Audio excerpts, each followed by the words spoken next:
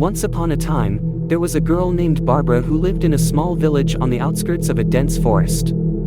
She was known for her beauty and her gentle heart. One day, while walking through the woods, Barbara stumbled upon a young boy named Bert. He was lost and frightened, with no memory of who he was or where he came from. Barbara took pity on him and decided to bring him back to her village to care for him. As they spent more time together, they fell deeply in love. But their happiness was short-lived. One night, while Barbara was sleeping, she had a vivid nightmare that left her shaken. She saw a dark figure standing over Bert's sleeping form, whispering wicked things into his ear. Barbara woke up in a cold sweat, and she knew that something was terribly wrong. The next day, Barbara tried to talk to Bert about her nightmare, but he seemed distant and uninterested. As time passed, Barbara began to notice that Bert was changing.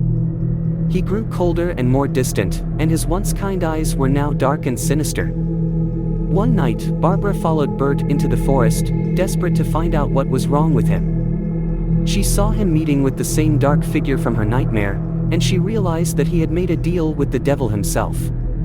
Bert had traded his soul for Barbara's love, but in doing so, he had become possessed by an evil force that was slowly consuming him. Barbara knew that she had to act fast to save him, but she didn't know how. In the end, Barbara made the ultimate sacrifice to save Bert's soul. She gave up her own life, hoping that her death would break the devil's hold on him. Bert was consumed with grief and regret, knowing that it was his love for Barbara that had led to her demise. From that day forward, Bert wandered the forest alone, haunted by his memories and the ghost of his lost love.